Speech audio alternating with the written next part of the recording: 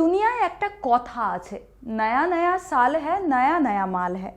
মাল অর্থাৎ এক্ষেত্রে মুভি, একদমই যেটা আমরা আগের ভিডিওতেও বললাম 2024 ইতিমধ্যেই কিন্তু এসে গিয়েছে এবং নতুন বছর মানে নতুন নতুন ছবি, বলিউড সহ টলিউড এবং বলিউডের যেই খবর আপাতত সামনে রয়েছে যে নতুন বছরের সুখবর দিতে চলেছেন অক্ষয় কুমার।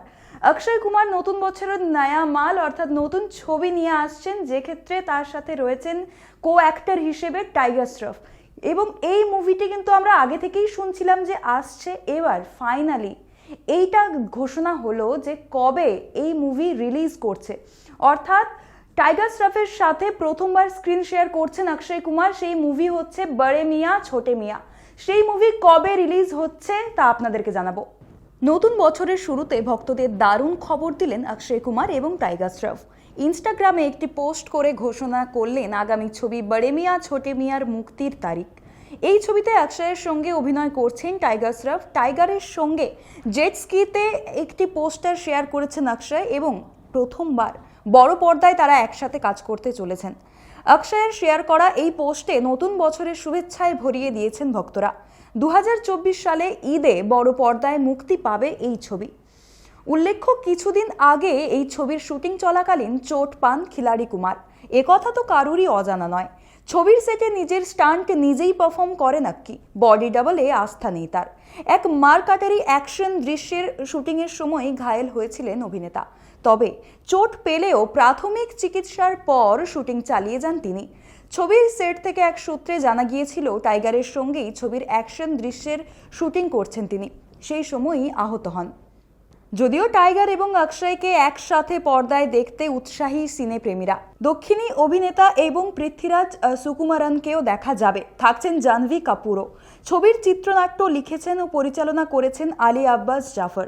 প্রযোজকের ভূমিকায় রয়েছেন বাসু ভাগনানি, দীপশিখা দেশমুখ, জ্যাকি ভাগনানি সহ অনেকে।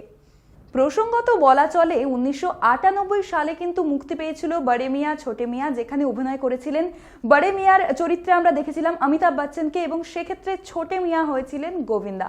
সেই সঙ্গে ছিলেন মাধুরী দীক্ষিত এবং অনুপম খের, রুবিনা টন্ডনকেও আমরা দেখেছিলাম।